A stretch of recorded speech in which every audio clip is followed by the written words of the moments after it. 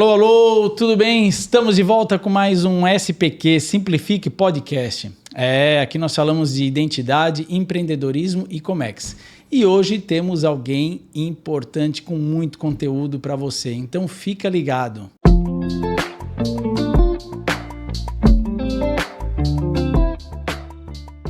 E aí, Vitor, tudo bem? Como é que você tá?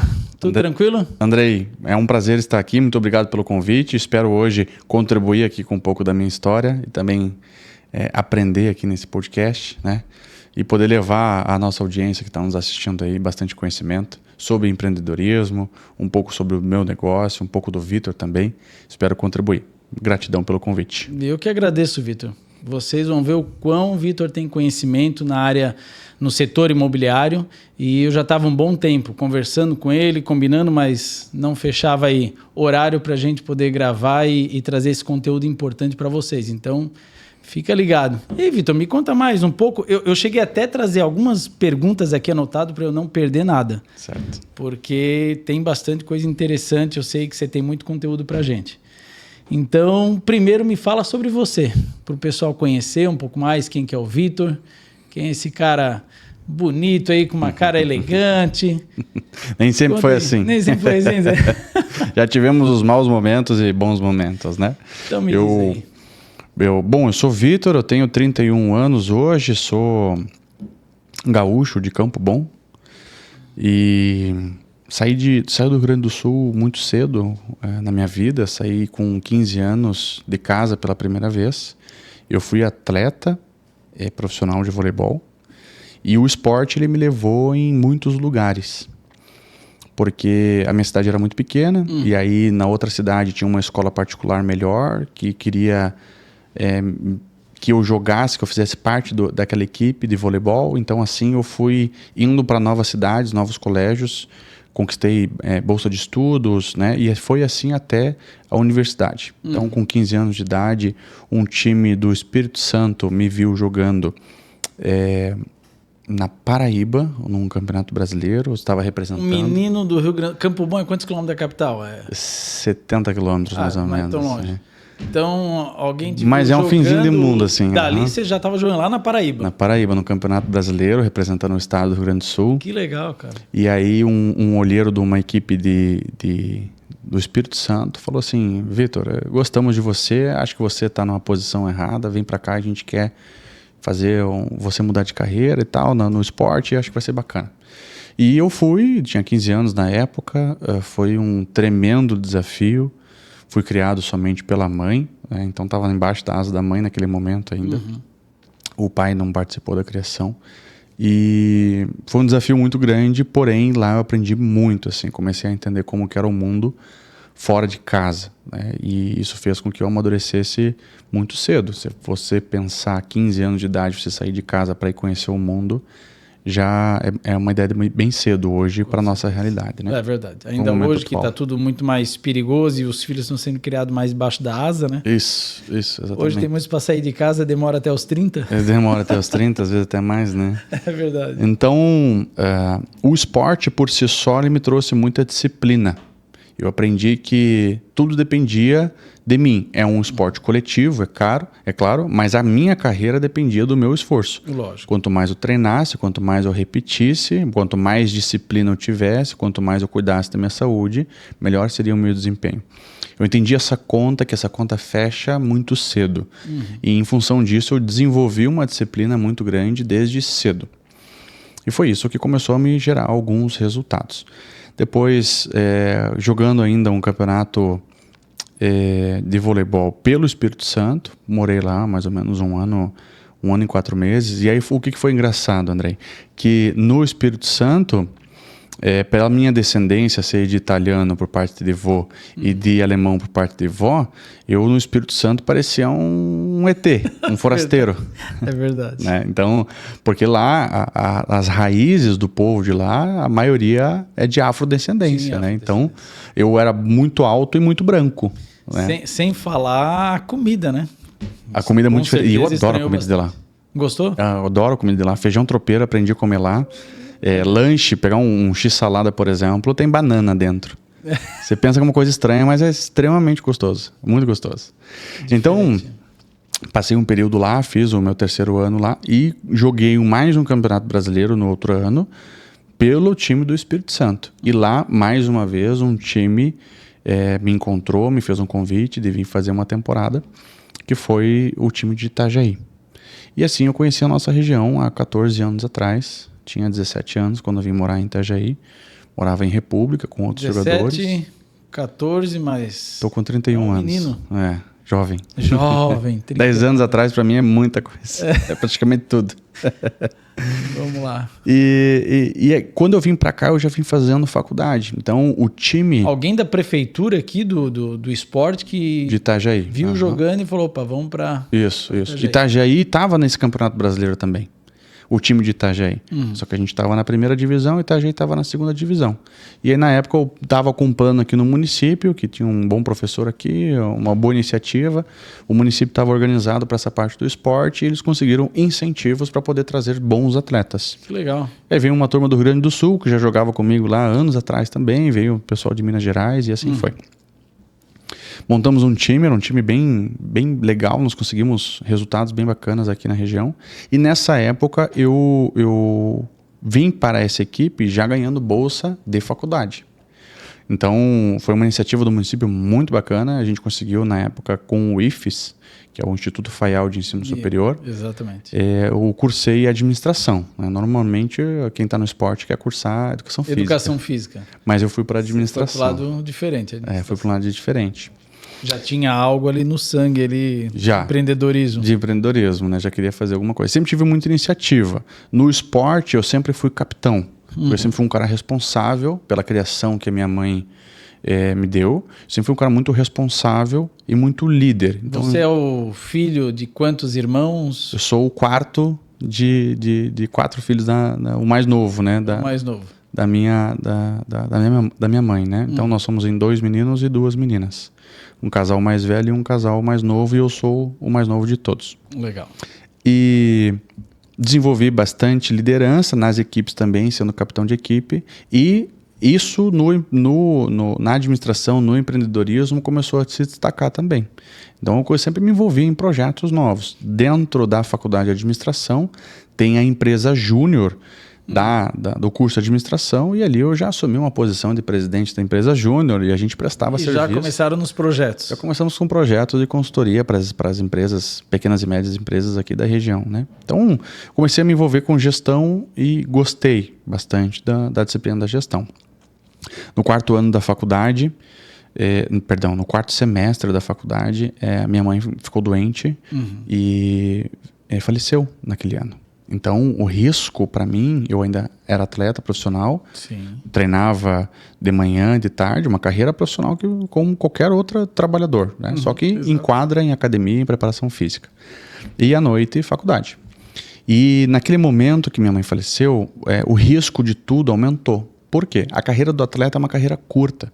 Você vai ter um desempenho, um alto desempenho até 35 anos, no máximo, dependendo do nível. Estourando, dependendo do nível de atleta que você for ainda. E para montar uma solidez financeira que você se aposente com tranquilidade nessa idade, você precisa ser um atleta, no caso do voleibol no Brasil, de muita ponta, assim. Tem que demais. Ser muita ponta. E ter um pouco de sorte também. E sorte, conhecer pessoas boas, estar no lugar certo. Exato. Já no futebol, por exemplo, um atleta mediano, ele consegue tranquilamente isso. Mas é o único esporte no país onde você consegue ter esse destacamento mesmo sendo um atleta mediano.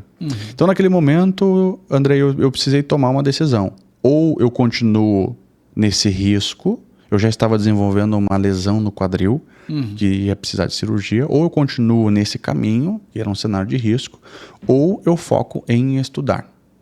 E vou mudar a minha trajetória de vida, minha carreira, tudo aquilo que eu sonho. Dá um 180. Um 180. E fiz esse 180. Né? Mas naquele momento ali, de tomar essa decisão, isso foi logo depois da perda da tua mãe ali. O chão se abriu, peraí. Foi tudo meio que junto, assim, porque ela teve câncer e esse processo durou 6 meses. Foi um processo bem intenso de câncer, né? Então, durante esses 6 meses que isso começou a se desenhar.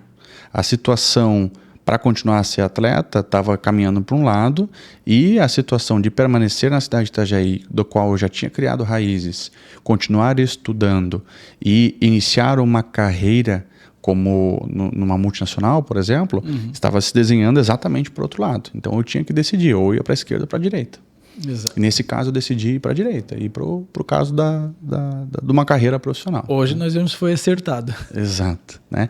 Hoje eu tenho colhido bastante frutos já dessas decisões lá atrás. Lógico que lá atrás eu não entendia ainda onde essas decisões iriam me levar. É muito mais fácil conectar pontos quando a gente olha para trás. Exato. Conectar pontos quando a gente olha para frente, para o futuro, só se tiver muita fé. Não, você tem que fechar o olho e muitas vezes pisar e o chão falar, Deus. Você põe o chão. Você põe o chão e eu sigo adiante. Mas é complicado. E a gente não compreende, né, na hora, né? Nós vamos compreender realmente tempos depois para ver o porquê que o resultado chegou de alguma forma. A gente às vezes esperava outro, enfim. Mas a decisão hoje vê que foi acertada. E na época não tinha essa estrutura espiritual, emocional. Então se tornou ainda mais intenso o processo de amadurecimento. Ele já tinha sido cedo para mim, antecipado, e se tornou ainda mais intenso esse processo de amadurecimento. Então, ali com 19 anos, eu já tinha que me virar sozinho. Então, na época eu lembro que a BRF... Aqui era só você? Era só eu, na época. Só eu. Sozinho. Morava sozinho e... Morava com um colega, dividia apartamento. E Deus nos acuda, bora trabalhar. É o que o salário dava para pagar e vamos embora. Né? E aí eu lembro que... Mas essa formação é importante. Ela é muito importante. É o que falta hoje para os jovens de hoje. É justamente o que me dá casco, que me deu casco, exatamente. Que hoje, para você tocar uma empresa ou negócios, ou várias empresas como eu toco hoje, você precisa ter um discernimento emocional, um calo para aguentar a pancada o dia inteiro. Né? Então, se você não tem isso desenvolvido, você vai ser muito sofrido passar por esse processo. Verdade. Porque é pesado, né? Você consegue atingir grandes resultados, mas aquilo que está por trás da cortina, que é a preparação, a maioria das pessoas não vê. E esse processo, ele é um processo pesado, né? Então, é necessário, faz parte do jogo todo, só que nem tudo são flores, né? A história boa, assim como a construção dessa história boa, tem percalços. E você precisa ter estrutura emocional, discernimento e experiência para passar por essas partes. Né? Verdade. E todos esses desafios lá de trás contribuíram para que hoje eu conseguisse passar por isso de uma maneira mais tranquila. Então, às vezes a gente tá pensando assim, ter sucesso financeiro, ter sucesso numa carreira e tudo mais, mas não quer passar pelo processo. Né? Só que amar o processo, entender que cada dor significa um aprendizado, essa mentalidade é justamente o que vai construir um CPF forte. E não existe um CNPJ sem o CPF forte sem atrás. o CPF forte atrás. Não adianta. A empresa é formada por pessoas, não é diferente. E aí, Andrei, eu consegui o meu primeiro emprego foi na BRF. Eu fui auxiliar administrativo, a primeira posição que existia lá, ganhava R$ 1.309 na carteira. Bruto. Eu lembro até hoje. Só meu aluguel era uns 800 pila. O que sobrava. Aí o que eu tive que fazer? Né? Eu fazia bico de tudo que é lado. Então, até garçom da Shed eu fui. Sério? Até garçom da Shed eu fui e fazia...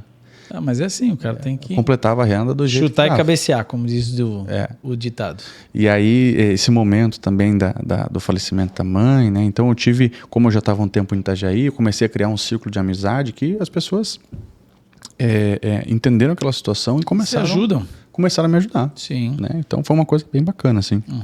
Então, há 14 anos atrás que isso aconteceu, e aí eu me estabeleci na cidade, e hoje eu estou aqui na cidade de Itajaí há 14 anos, né? E hoje é peixeiro já, não? Praticamente peixeira, minha esposa é peixeira, né? Ela é nascida e criada aqui. É nascida e criada aqui? E como vocês se conheceram? Bom, você entrou para a BRF, então já foi para o setor, no fim do Comex. Isso, exatamente. Estava dentro sem saber já? Mais ou menos isso. E ela, acho que ela também era do setor, né? Eu trabalhava na Maersk, não? Ela trabalhava na Maersk, no Porto, né? Então ela fez carreira como executiva do Porto lá por da IPM Terminals por mais ou menos uns 14 anos também. Começou como jovem aprendiz, chegou à coordenação de 2 equipes. Mas a irmã dela trabalhava na BRF. E a irmã dela foi o link. Era da turma do vôlei lá da BRF. Então, da turma do vôlei, um dia ela apareceu lá, eu bati o olho e falei, tá aí, ó. É essa. É essa. É essa, né? Pai, me ajuda. Isso. E aí eu lembro que foi difícil da gente conseguir dar o primeiro beijo, né? Porque demorou mais de um mês, assim, eu pedindo para sair com ela, né? E a gente saía, conversava e não rolava o primeiro beijo. Mas foi uma construção bem legal, assim, né? Nós tivemos um namoro lá atrás por 1 ano e 4 meses. E aí as oportunidades de trabalho acabaram me levando para o Rio Grande do Sul de volta, para ir tocar um projeto lá Na mesma área ou não? Numa transportadora. Não, eu estava começando... Como eu me graduei em administração, antes de me graduar, eu comecei como aluno especial. Eu peguei toda aquela energia que eu tinha como atleta, disciplina, e coloquei nos estudos. Comecei a ter notas muito altas e entrei como aluno especial numa pós-graduação, antes mesmo de me formar. Então, com 21 anos, eu estava pós-graduado em gestão de projetos. A pós-graduação em gestão de projetos me abriu muitas portas para a área da controladoria. E a área da controladoria, eu me especializei num Excel, e um bom Excel produz tantos dados que você se aproxima... Melhor do que qualquer sistema. Exato. E aí você se aproxima de quem decide, porque quem decide quer dados. Se você sabe mexer muito com Excel, você sabe produzir informação, análise de dados. E aí a análise de dados te coloca do lado de quem decide. De quem ainda faz a tomada de decisão. E isso começou a acontecer comigo e rapidamente eu escalei algumas posições e aí eu fui convidado para tocar um projeto com um diretor na área de transporte lá no Rio Grande do Sul. E essa distância acabou afastando eu e a Aline, que é minha esposa hoje. Então nós tivemos um namoro lá atrás, ficamos afastados, toquei esse projeto por um tempo lá no Rio Grande do Sul e depois eu voltei aqui para nossa região. Deu menos de 1 ano esse processo inteiro, mas aí nós já não estávamos mais juntos, porque nós nos afastamos nesse período. Um afastamento natural. Mas, e de jovens também, né? A gente não entendia ainda a seriedade que é estabelecer um relacionamento, o que realmente um casamento significa, né? Se a gente entendesse naquela época o quanto que um casamento é benéfico, inclusive para o empreendedorismo, com certeza, a gente já saberia que a importância de ter ficado juntos, né? Ela teria numa dessas já, pega as malas e vamos embora junto. Exatamente. Mas Deus sabe das coisas e a cada momento, né? Qual é o momento exato para cada um. É, isso aí. A gente precisava desse processo, né? Então, quando nós nos reencontramos há 4 anos atrás, logo a gente já teve a certeza, pela maturidade que a gente já tinha, que era, sim, um relacionamento para casamento. E aí a gente namorou alguns meses, eu logo já pedi ela em casamento, em menos de 1 ano casamos também e somos casados para sempre agora, né? Opa! Eu e a Ju já estamos bons longos anos, 16, se não me falha a memória, e eu lembro quando a gente se conheceu, se fazia de difícil. Olha, quase 6 meses para eu conseguir... A gente saía junto em amigos, tudo, mas não me dava um beijo. Sim. E a irmã dela sempre sendo o cupido, né? Me contando as coisas, olha, faz isso que ela gosta desse jeito, faz aquilo. Mas a mulher foi queda de braço ali. Sim. Mas daí depois de 6 meses aí eu consegui dobrar ela. E já estamos juntos. Há 16 anos. Há 16 anos. Legal. E me diz o seguinte, aí você foi para o Rio Grande do Sul, então o Vitor vai lá, volta para cá, e você volta e trabalha em qual área? Você já vira a chave, ele vai para o ramo que você está hoje ou não? Qual outra empresa você passou mais? Esse retorno ele foi justamente a virada de área. A pós-graduação em gestão de projetos, ela me abriu o mercado imobiliário. Eu assumi como gestor de projetos de um portfólio de empreendimentos de uma empresa do mercado imobiliário, e ali eu comecei a conhecer o mercado imobiliário e me apaixonar.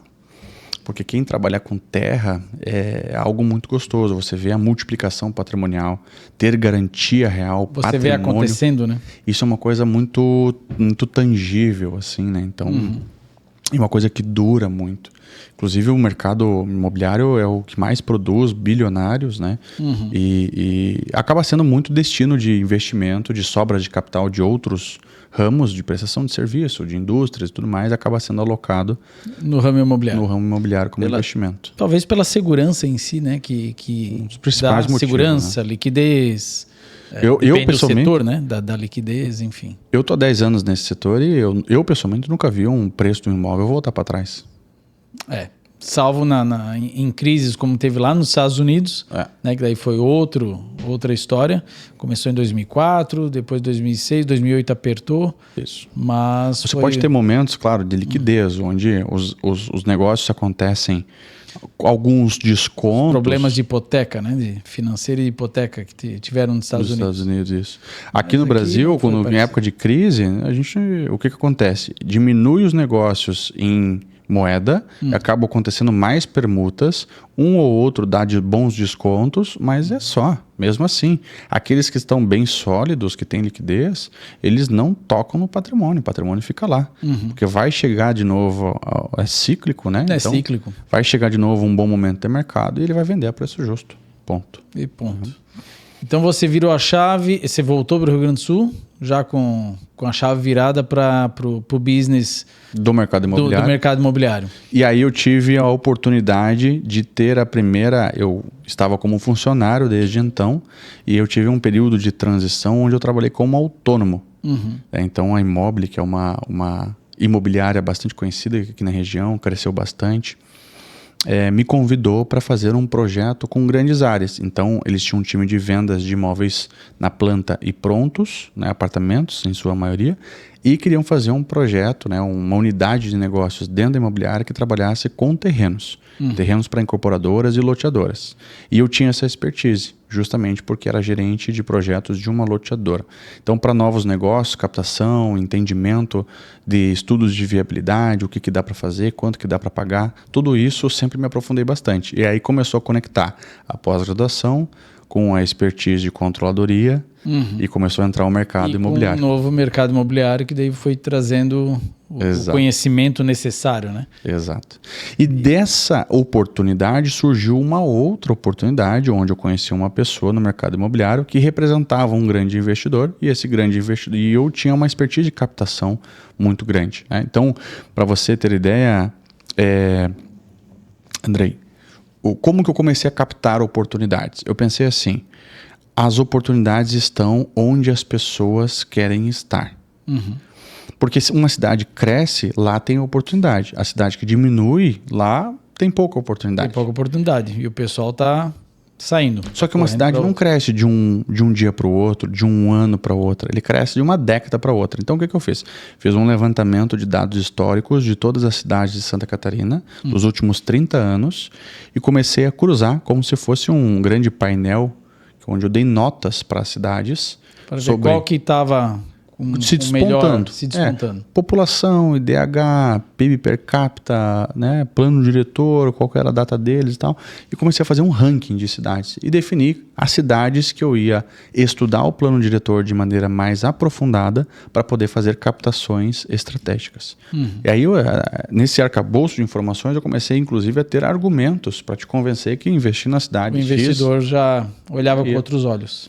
Então, assim, foi o pontapé inicial da minha expertise em captação e isso começou a me trazer muitos negócios bons. Aí eu só precisava encontrar os investidores que queriam investir nesses negócios. E aí eu encontrei uma pessoa que ele tinha um investidor, que ele trabalhava a Operação Santa Catarina com exclusividade desse investidor. E a gente começou a fazer uma parceria muito saudável, onde eu tinha oportunidades e ele tinha interesses em investimentos. Só que em alguns momentos a gente começou a ter dificuldades de fechamento e aí ele falou o seguinte, Vitor, eu tenho um outro amigo meu que ele é local, ele é investidor e ele tem interesse em montar uma loteadora. Vamos montar um plano de negócio para a gente montar essa loteadora em conjunto? Eu falei, vamos. E aí montamos um plano de negócio. Loteadora, para quem, né, está nos assistindo aqui, muitas vezes não sabe de alguns termos. Né? A loteadora é a empresa que cuida de uma abertura de um loteamento, dá um início do zero. Ela pega um sítio, né, uma área que não tem nada e leva toda a infraestrutura de vias públicas, iluminação, drenagem, esgotamento para esse terreno. Faz um lote. Faz toda a parte difícil que é lidar com serviço público para poder criar uma viabilidade entre o governo, né, entre o Estado e o investidor para fazer o negócio funcionar. Sair do um novo bairro, por exemplo. Tá? E aí, nesse momento, eu falei, vamos montar o plano de negócio? Vamos. E montamos um plano de negócio. Esse plano de negócio ele amadureceu e ele acabou crescendo e se tornando o que hoje é conhecido como Vulcão Urbanismo, que é a empresa de Porto Belo que detém, que detém o Viva Park. Tem o Viva Park. Né? Então, lá conheci no início. Isso. E que faleceu, né? O Jaime Lerner. O Jaime Lerner. Exato. Que assinou o projeto. Enfim. Foi considerado o segundo maior urbanista do mundo, sim, né? Sim. Foi governador do Paraná por 2 vezes, foi prefeito de Curitiba também.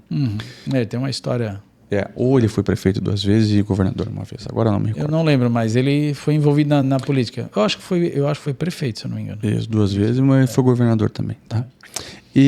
Então a empresa criou uma relevância muito grande e acabou crescendo, e eu surfei uma onda de aprendizado e de ganhos financeiros também nessa época. Só que a operação cresceu demais. Eu era muito jovem naquela época, eu tinha em torno de 22, 23 anos, por aí. Era bem jovem. E acabei... Mas você trabalhava para alguém ou já era a sua empresa? Já era minha empresa prestando serviço. Tá. Essa foi a virada de chave onde a minha empresa prestava serviço. Então eu tinha a unidade de avaliação de novos negócios e desenvolvimento de projetos era dentro da minha empresa. A tua preparação para isso tudo, na verdade, foi na lida, foi na prática ao longo do... Eu sempre fui... Teco, fora o lado de estudo, teórico, né, que você já comentou, né, o teórico, mas realmente eu vejo que você foi no fogo.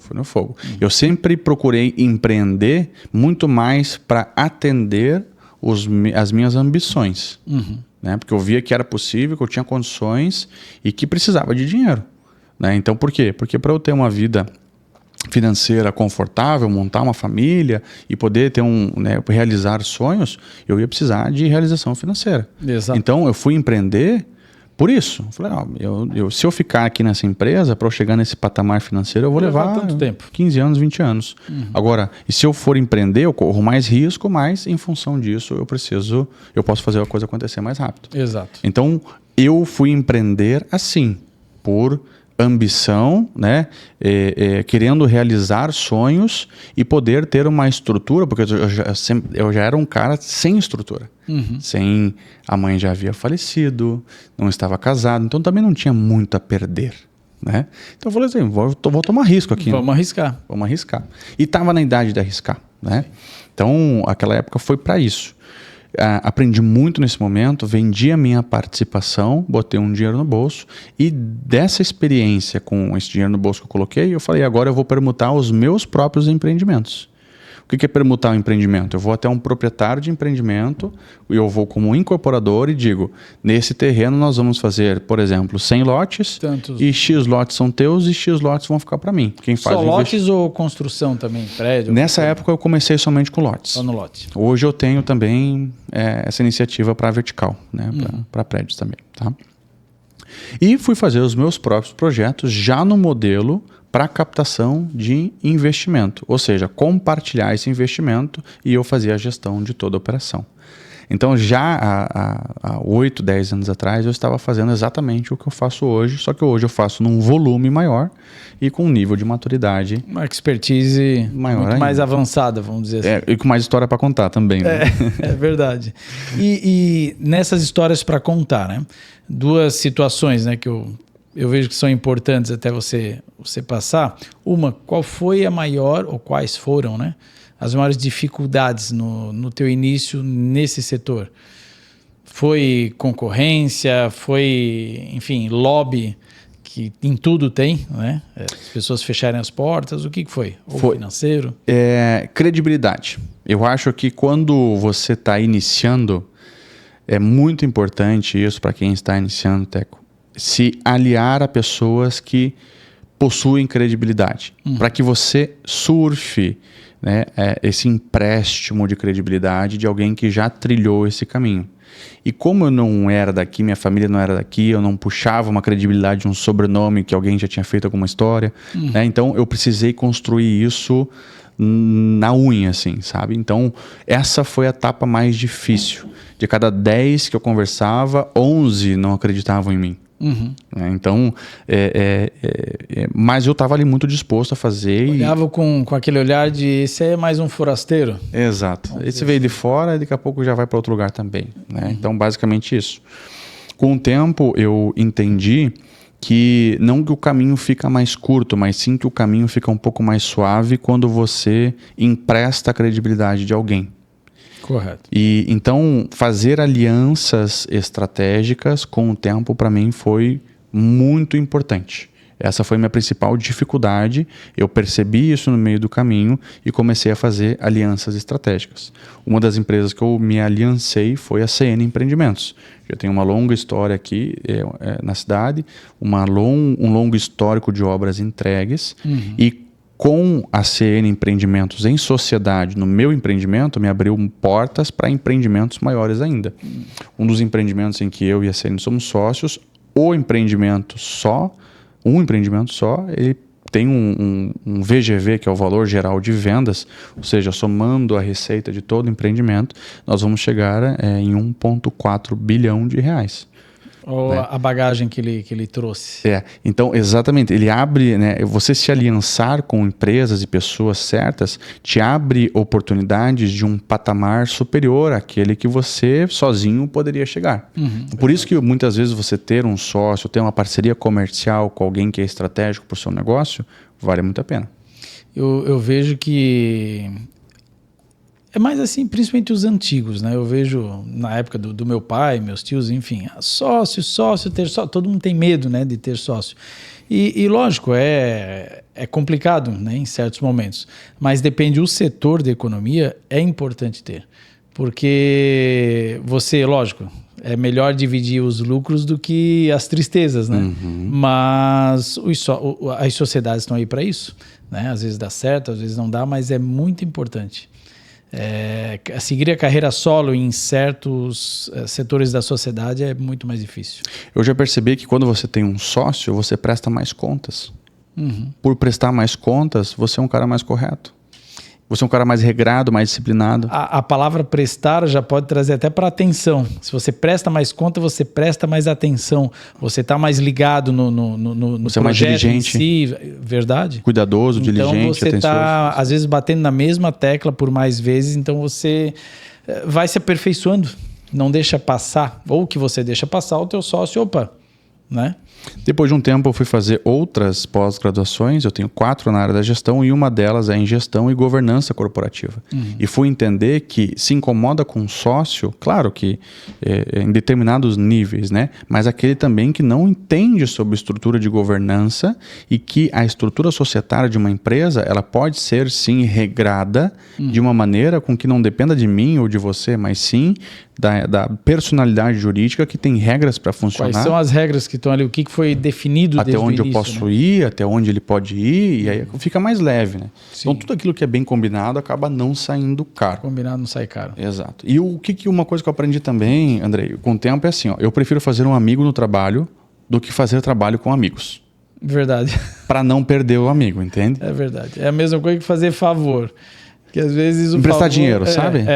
Dá o dinheiro de uma vez, Dá assim, porque se você vai ficar chateado se não receber, então pega e dá o dinheiro, né? Porque a amizade se vai. Vai embora, né? Então, eu hoje, com os meus sócios, eu desenvolvi amizades, né? Mas eu tenho excelentes amigos meus, que são profissionais, inclusive, da mesma área que a minha, mas a gente não desenvolve sociedade justamente para não começar a atrapalhar aquilo que já está bom.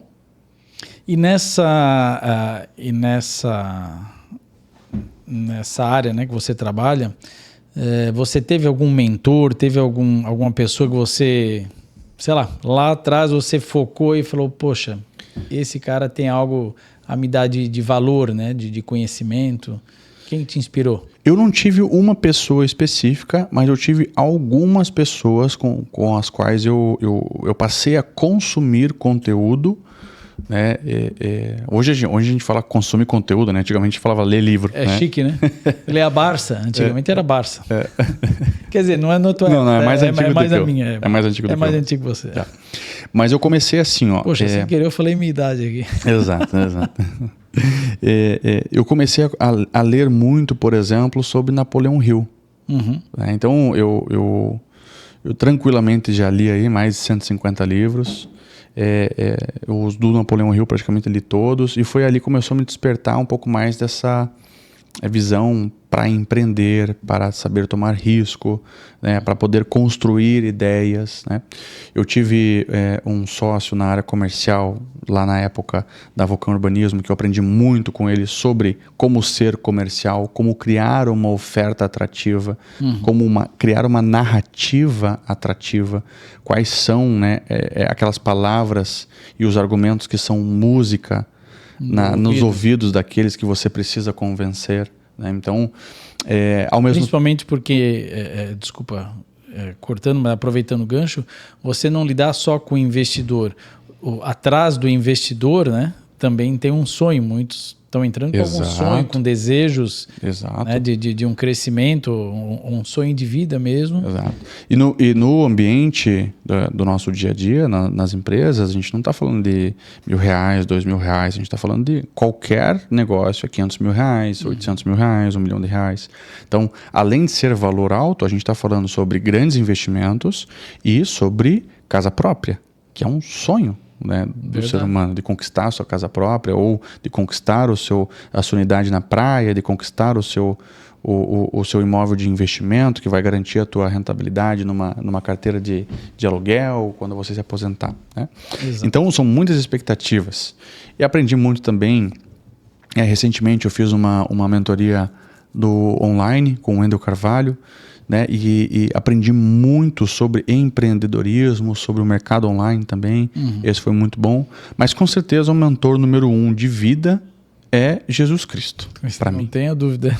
Mentor número 1 de vida é Jesus Cristo, né? Então, a própria Bíblia por si só, ela é um livro de conhecimento que não tem nada a ver com religião. Não. Né? As religiões utilizam a Bíblia como um direcionador, mas a própria Bíblia por si só, ela é um livro de conhecimento tremendo. E ali você eu chamo a Bíblia como caixa de ferramenta. Exato. Ela é uma caixa de ferramentas. Você abre e você vai achar ali ferramenta para tudo, sem exceção, em qualquer época da vida. Exato. E tem gente que não usa. Tem a caixa do lado da cama ou na sala, empoeirada, mas não utiliza. Exato. Então, eu na vida espiritual, né, Jesus Cristo e o nosso pastor, né, tem nosso pastor. Na vida de relacionamento, de casamento, eu sempre procuro ter também uma ou duas pessoas sempre com quem conversar. E na vida profissional, pelo menos umas 3 pessoas com as quais eu consigo me aconselhar. Eu sempre me cerco de pessoas que podem opinar, para quem eu posso pedir opinião, que conhecem o contexto do meio que eu estou, mais específicos, né? Eu procuro não misturar. Então, para aquele que eu pergunto sobre trabalho, às vezes eu não consigo conversar com ele sobre casamento. Né? Então, aquele que eu converso sobre espiritualidade, talvez não seja uma pessoa com quem eu consigo conversar sobre trabalho. Então, eu procuro nichar esses mentores hoje que vão me dando direcionamento. Me auxiliar. É importante. Poxa, show de bola. E mudando um pouco, trazendo para o Comex, né? Nós temos a interferência do comércio exterior no setor imobiliário, e é grande a nossa influência, vamos dizer assim. Nossa, quando eu falo, porque eu estou dentro do comércio exterior, né? Sim. Nós sabemos que as cidades, até eu trouxe algumas coisas aqui para não esquecer, sobre a bola da vez, que é Santa Catarina, né? Então, e essa bola da vez já está vindo de um bom tempo, né?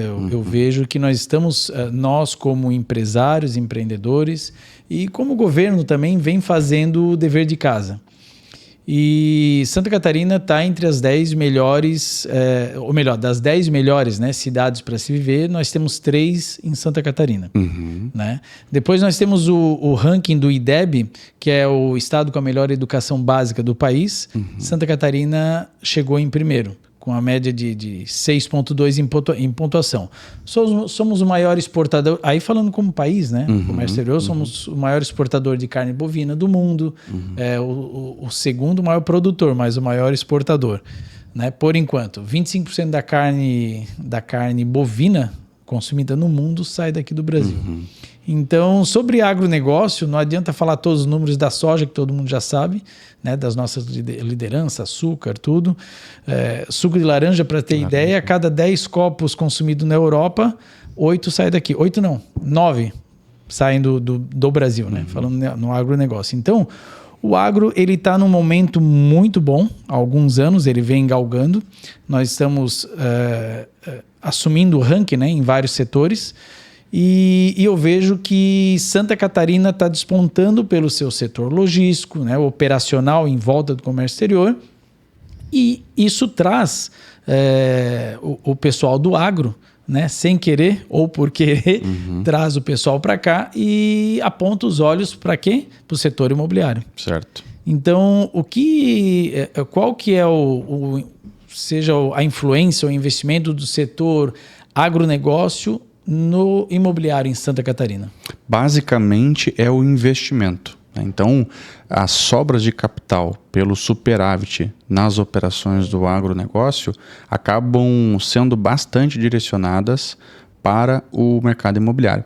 Porque o agronegócio ele tem muito sobre ser raiz, nos retornar para as nossas raízes. Não tem nada de virtual. Está lá, é tangível. É tangível. Tem que plantar, tem que colher, são quilômetros quadrados de terras, né? E esse perfil do agricultor, né? do empresário do agronegócio, ele acaba vindo muito para o mercado imobiliário quando ele fala em investir, porque a gente resgata as raízes de tradicionalidade, de algo tangível. Né? Uma forma de blindar o patrimônio, né? O seu próprio patrimônio, o seu né? Ter liquidez, tudo, mas realmente é aquilo, dá um fit cultural, hábito, assim. Isso. Um fit cultural. Então, a gente tem muito escoamento de investimento, que é o superávit das operações do agronegócio na construção civil. Por quê? Porque a gente está numa região onde as pessoas... E aí entra o papel tanto do governo quanto dos empresários, que tornam a região boa de se viver, segurança, atrativa, estudo, isso. Enfim, tudo funciona. Todo mundo quer morar aqui, acaba gerando uma demanda muito grande. Então, empreendimentos em região onde tem demanda, eles sofrem valorização. Onde tem valorização, atrai investimento. Então, esse círculo acabou se tornando virtuoso, porque nós temos uma produção que gera superávit, gera sobras para poder investir, mais uma região que está organizada, que as pessoas gostam de morar, querem estar aqui, por isso que a nossa população cresce. Eu fiz um estudo sobre Itajaí na última década, ele cresceu 100 mil habitantes. Sim. De 2010 até 2020. E hoje, se não me falha a memória, nós temos acho que em torno de 25 mil pessoas, ou 20 ou 25 mil pessoas, que entram e saem da cidade todos os dias. Olha só. Que elas são do entorno. Cidades que dependem de Itajaí, porque as pessoas vêm trabalhar. Você pega um único edifício em Itajaí, você tem mais de 300 empresas do Comex, né? Do setor logístico, trading, despacho aduaneiro, enfim. E nesse prédio, as pessoas que ali trabalham, a maioria são de fora. Toda a região. E aí então é um fluxo muito grande, nós não temos infraestrutura ainda de estradas para isso. Não né? temos. E principalmente Itajaí. Porque Itajaí é uma cidade antiga. Sim, sim. É uma cidade antiga. E as cidades antigas não foram planejadas para receber esse fluxo. Né? Então, eu falo 100 mil habitantes, é um número relevante de crescimento dos últimos 10 anos para Itajaí, porque isso representa 50% da população que a cidade tinha há 10 anos atrás. Hoje, natural, se bobear, nós temos 50 mil pessoas. Sim. Natural de Itajaí. O resto é tudo de fora. Tudo de fora. E aí o que acontece? A média nacional de crescimento foi 10 vezes menor do que a cidade de Itajaí. Então, se Itajaí cresceu nos últimos... Qual a média de onde? Nacional. Nacional. A nacional. Enquanto a nacional cresceu 0,5% ao ano, Itajaí cresceu 5% ao ano em população. Melhor média salarial está no Brasil. Isso. Então, a gente consegue ver que todos esses fatores vão fazendo com que o poder de compra do consumidor cresça. Desculpa, eu falei besteira. Eu falei no Brasil, né? Eu digo em Santa Catarina. Do setor, a melhor média Isso. Média salarial. E isso faz com que o poder de compra cresça, e aí se consome mais produtos e serviços, e aí gera mais demanda de mão de obra, e aí começa a vir cidades satélites crescendo. E aí tu vê Camboriú, né? Balneário Camboriú, uma potência, Camboriú crescendo. Veio atrás. Itajaí crescendo. Ilhota do lado. Ilhota do lado, enfim, Navegantes sendo impactado, Penha, Pissarras, todas as cidades acabam... Navegantes deu um boom muito grande. Isso. Navegantes é uma cidade que tem porto, aeroporto de cargas, que vai ter, 2 BRs e praia. E tá do lado do Beto Carreiro ainda. Só que é um ovo, né? É pequeno em termos de geografia, ela é pequena, menor do que Itajaí. Isso. Mas tem Olha a potência que tem. Grande. Muitos argumentos para se investir. E o aeroporto de carga vai ser muito maior do que já funciona, né? Do que já existe, mas Navegantes é utilizado muito para embarques aéreos. Navegantes, recebimento, né? De cargas de DTA que nós falamos, que é transferência alfandegada. Então, importações vêm via Guarulhos, por exemplo, e vem nacionalizar aqui em Navegantes. Na construção civil também, o Comex acaba atuando muito na importação, né? Sim, a matéria-prima, né? Sim. O próprio aço, né? Vem bastante. Então, só que isso não vai direto para as incorporadoras, acaba indo para as distribuidoras, né? Que vão manufaturar esse aço de alguma forma para depois que ele chegue na obra. Algumas incorporadoras, quando geram um volume relevante, acaba trazendo revestimentos, né? Pisos. Revestimento, China, Índia, sanitários. Bastante China, também, né? Muito isso. Essa parte de torneiras, né? De acabamentos e tudo mais. E tem as cooperativas, né? Algumas construtoras, elas fazem as cooperativas, as cooperativas para poder auxiliar nessa compra. Isso, exatamente. Então, eu vejo que nesse mercado os dois acabam se conectando bastante no sentido de trazer coisas de fora, né? Que muitas vezes falta na nossa indústria nacional. E hoje, como que é possível fazer negócio com o Vitor e as suas empresas, né? Para o pessoal entender bem como funciona, como que a gente consegue fazer negócio? Eu costumo dizer assim, ó. Existem os produtos de prateleira e existem os produtos estruturados. Para quem é do mercado financeiro vai entender. Quando você vai no balcão do seu banco fazer um investimento, lá você tem um CDB, por exemplo, para fazer um investimento. O ápice de um investimento, de um produto de investimento estruturado, que precisa de muito mais conhecimento, gestão, estrutura, aprofundamento, é um IPO, por exemplo, de uma empresa onde você vai captar investimento lá nesse produto estruturado. Ok. Eu costumo dizer que no mercado imobiliário isso é representado por apartamentos, né? Então é um produto de prateleira. E investimentos em produtos estruturados, que hoje é o que o Vitor produz, uma das empresas do Vitor produz. Na Cota Real, por exemplo, a gente compra terrenos para permutar com incorporadores. Só que a gente compra esses terrenos com capital próprio e com capital de investidores. Então, ela é uma operação estruturada e que ela gera uma rentabilidade 3, 4, 5 vezes maior do que um apartamento na planta. Porque ele produz uma complexidade maior, mas com a nossa expertise já de uma década de mercado imobiliário, a gente consegue colocar isso numa operação que gera garantia do valor investido para o investidor. Então, hoje, se você é um investidor com apetite de um produto estruturado, não de um produto de prateleira, é possível fazer negócio com o Vitor de diversas formas. E a VR7, qual é o... A VR7 é que faz incorporação. Tá. Então, ela é a empresa que está à frente, né? A Cota Real é a empresa que compra terrenos para fazer permuta com incorporadoras. Ela não faz com a VR7, ela faz com outras empresas, para não ficar, né, o mesmo grupo empresarial fazendo uma operação só. A VR7 é que nesse meio todo de operações que surgem no mercado, de oportunidades que surgem para nós, eu também tenho a operação de edificação vertical. Então, com a VR7 nós somos incorporadores.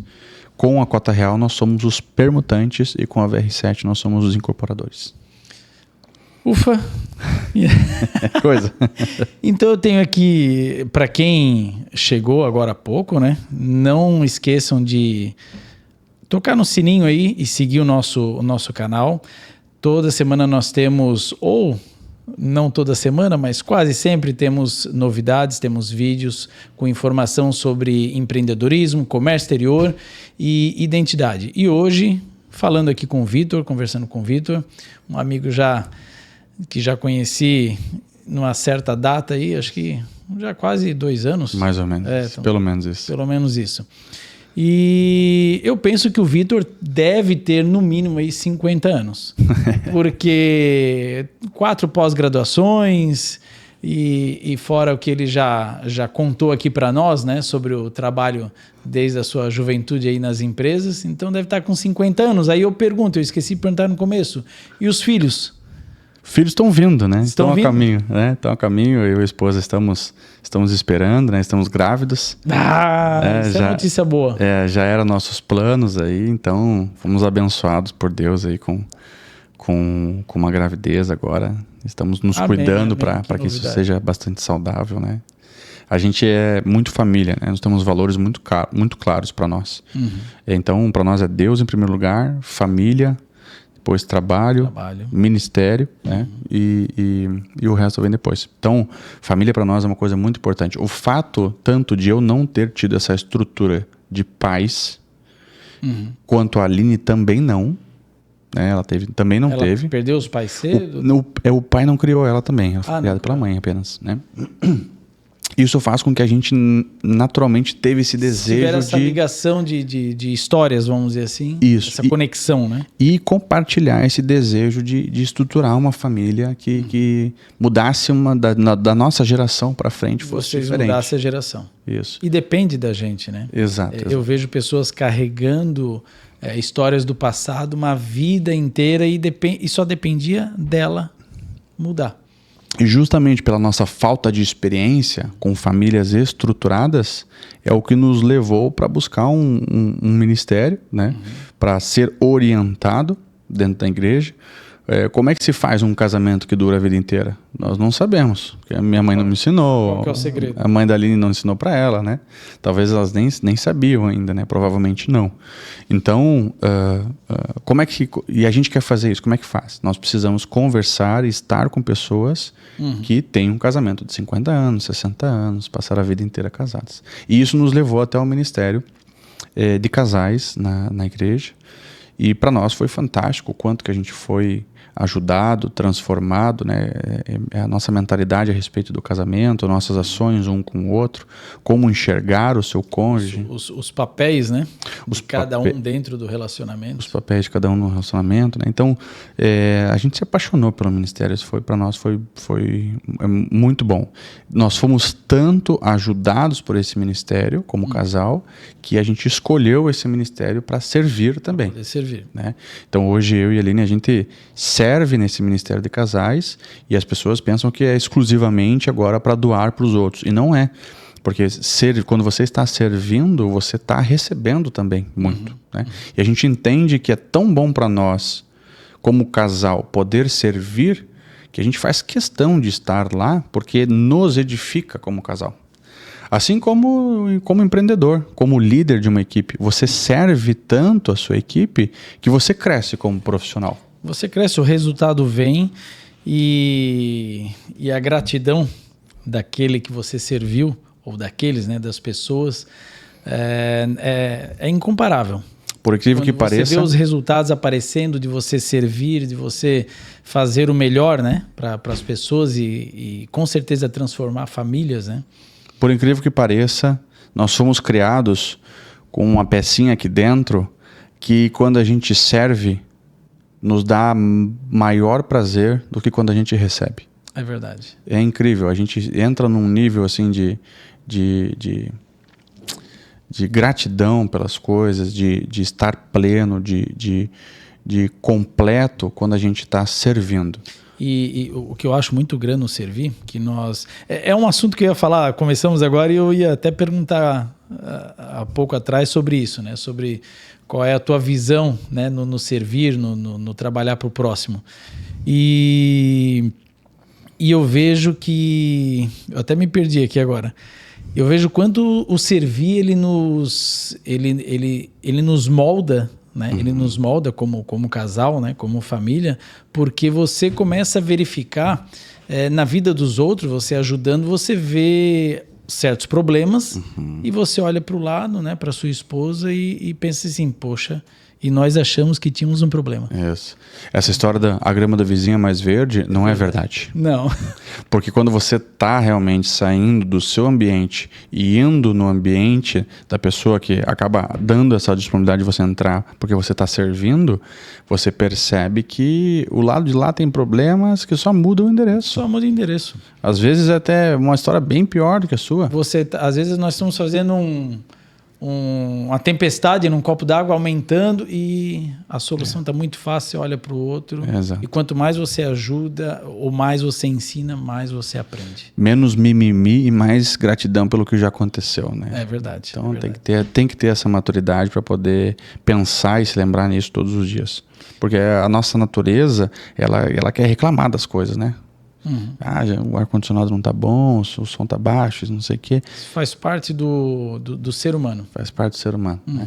A gente tem que se policiar para não ficar um cara muito chato, né? Tem, porque senão é mais fácil a gente... Isso até o marketing pega muito isso, né? Que é mais fácil você difundir uma notícia ruim, né? Problema do que notícia boa, né? Então, por isso que as empresas têm que cuidar para ter uma boa imagem. E nós, na nossa vida, é assim. Exato. Né? A gente fala muito mais de problema, acho que de doença, do que da solução em si. Exato. Temos que cuidar. E o que isso mudou para vocês, assim, quando vocês decidiram, né, se entregar e realmente trabalhar ao próximo, né, fazer as ações, o que isso mudou para vocês? Qual foi a recompensa? Fora a gratidão, mas como família, como casal. Eu acho que servir te leva para um nível de maturidade sobre ser humano que te mostra que a vida é muito mais do que o seu próprio umbigo ou do que o seu próprio universo pequenininho. Verdade. Né? E aí você começa a olhar as coisas de uma maneira mais contextualizada. Quando você entende que você é muito mais um servidor do que um recebedor, você acaba ficando mais conectado com o todo, né? Com Deus, e com a sociedade, com a realidade. Porque muitas vezes a gente está dentro de uma caixa, vamos dizer assim, e não percebe. Não percebe. E aí, naturalmente, essa maturidade como ser humano, ela vai te abrir oportunidades, vai te conectar com pessoas de uma maneira mais profunda. Então, qual que é o nosso benefício em servir mais? Nós nos tornamos pessoas mais maduras sobre o que é realmente viver, e isso gera reflexo nas nossas relações, nos nossos resultados, em todos os pilares da nossa vida. Nós temos relações com amigos que são mais profundas. Exato. Nós temos relações com funcionários que ficam além do trabalho e sim em cima de um propósito. O trabalho para nós não é sobre dinheiro, também é sobre dinheiro. O dinheiro ele vem, mas ele vem por consequência. Ele vem por consequência, é relacionado a fazer diferença, a ter propósito, porque você começa a entender que tudo está conectado. Se eu tivesse a experiência que eu tenho hoje, há 10 anos atrás, a primeira coisa que eu ia começar a fazer é a servir. Porque eu sei que tem uma matemática que essa conta não fecha, a gente não tem nível de consciência suficiente para entender. Mas quanto mais você dá, mais você recebe. Isso muitos falam hoje, né, na internet, né? Hoje tá mais fácil, todo mundo falando, e é verdade. Eu, se tivesse o conhecimento de hoje, eu não tinha feito tanta besteira. Mas, enfim, são experiências e aprendizado, né? Como nós falamos lá atrás, para ficar cascudo, como diz o ditado. Isso. Mas a doação do seu tempo, principalmente, para o próximo, isso gera um resultado muito grande. É o melhor investimento de todos. É verdade. Então, estamos chegando ao final. Ah, que pena. Tá muito bom o papo. Final, tá bom o papo. Gente, estou aqui com o meu amigo aqui com em mais essa oportunidade, né, que tivemos aqui do SPQ Podcast, mas você não vai embora sem antes dar a tua mensagem, o teu recado, olhando direto aqui para o público aqui, vamos dizer, qual a dica de ouro, vamos dizer assim, que você deixaria para quem está querendo começar no teu setor, no teu ramo imobiliário, né, que você atua, ou em qualquer outro setor, o que você deixaria como mensagem para esse jovem que está iniciando agora? Ótimo. Então, coisas que eu gostaria de ter ouvido há anos atrás, quando eu estava iniciando nesse mercado ou em qualquer carreira profissional. A primeira é: esteja no ambiente correto. Isso é uma escolha. Se você tem amigos que te puxam para baixo, que não estudam, que não fazem com que você cresça como ser humano, troque esse ambiente por um ambiente que vai fazer você crescer. Você vai ser impactado por um ambiente, seja ele bom ou ruim. Não tem como lutar contra isso. Tem como você ser estratégico e escolher o ambiente correto.